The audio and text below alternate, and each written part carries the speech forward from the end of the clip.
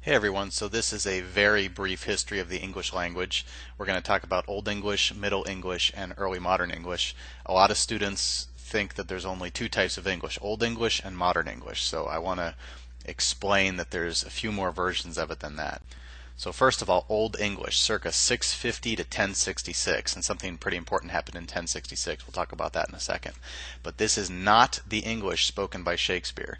I hear it from English teachers all the time referring to Shakespeare as Old English. That Shakespeare is not Old English. Shakespeare is Early Modern English, and we'll talk about that in a second. Old English was spoken by the Anglo-Saxons, which were a group of people that lived in Britain before the Norman, or the French, invasion, which was in 1066. The Angles were essentially a Germanic people. They descended from primary tribes being the Angles, the Saxons, and the Utes. So English is actually a Germanic language. That's what the root of it is, and you'll hear that in a second when we talk about what Old English sounded like. So here's an example of Old English. This is Cadman's hymn. It was recorded by the Venerable Bede. That's him down in the corner. And I'm going to read it for you. My Old English accent is not great, but it'll sound better than a lot of what you'd be able to figure out if you tried this on your own. And then I'll do some translation for you. So, Cadman's hymn sounds like this in Old English. Nu vi schulan herien, heffen riches werd, meatores makta en his modjethank. Werk wulderfader, swa he wundere joas, eche dreiten or anstealde. He erest shap, earthen bernum, heaven to hrofe, hale shippende. The mittenjard, man kinnes ward, eche dreiten after teode, Firum folden, Freya Almightiga. So that's what Old English actually sounds like, and there's some debate about pronunciation, but I'm close. So if it sounded like German, that's because English is actually a Germanic language. And I'll give you a few lines of translation. Nu vi schulan herien heavenriches werd. Now we should praise heaven kingdom's guardian, the measurer's might, and his mind plans. Work of the glory father. And it goes on. So you can actually see some parallels between modern English and Old English. For example, the word werd, heaven riches werd, heaven kingdom's guardian. So if you think of the warden of a prison or a psych ward, so the word ward literally means guardian. Sometimes they're referred to as door wards, which would what we would call a security guard. So there is some parallels between Old English and modern English, but in a lot of cases the sound has been lost. So it's difficult to realize that actually English is a Germanic language, and this is what Old English sounded like. So let's talk about Middle English. Well, what happened in 1066? Pretty important thing happened that year, and that was when William the Conqueror invaded England with his Norman, which is what we would call French army, and he defeated the army of Harold Godwinson at the Battle of Hastings. Down there in the corner is the Abbey at Hastings. The battle actually took place where those sheep were. And a fun fact about William the Conqueror, he was famous for being able to split a man's skull down to his teeth. So he could swing a sword so hard he could actually split a man's skull down to his teeth. So he was, even though he's venerated by the English as being their first king, he was a pretty ruthless guy, and he was more French than he was English.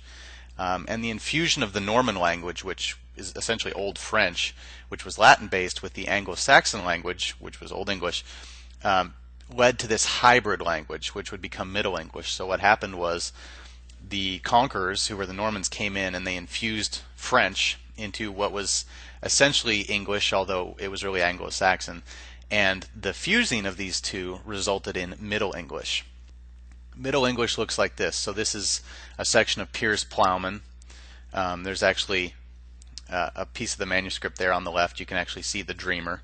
And my pronunciation of Middle English is not great, but I'm going to do my best. It's kind of a sing-song accent. So the accent I'm going to try and do is actually the Northumbrian. So it sounds something like this. So this is from Piers Plowman's prologue. Ina sommer season when softer was the sun, I shop me in the shroudus as a shepe were, went weede in this world the wondrous to here. Ek on me morning on Melvern hule, me befelle fairly a fairy me thought. I was weary for wandered and went to rest under a broad bank be a born side, and easy lay and landed in a locket in a waterous, I slumbered in a sleeping. So I know that sounds very sing-songy, but as far as we can tell, that's what Middle English sounded like. And of course my pronunciation is not the greatest, but it's closer than probably what you would have been able to figure out if just reading this. You'll notice that a lot of the words appear to be closer to something like modern English. So in a summer says, and in a summer season when soft was the sun, he showed me in a shroud as a shepewera. He's essentially saying I dressed myself in a shroud as a sheep, so he was wearing wool. Went wide in this world, wondrous to hear. I went wide in this world, wonders to see.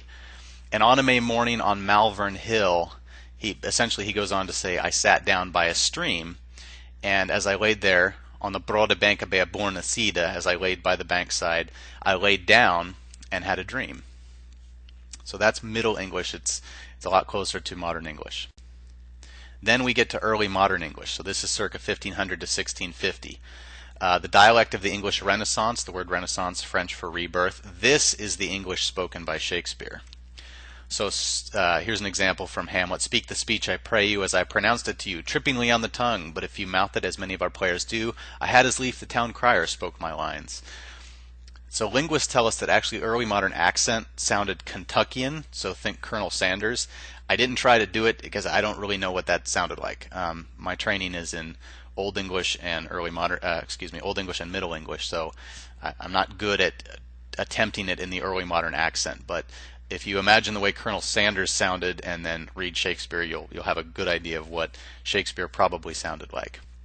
Which leads us to modern English, roughly circa 1650 through the present.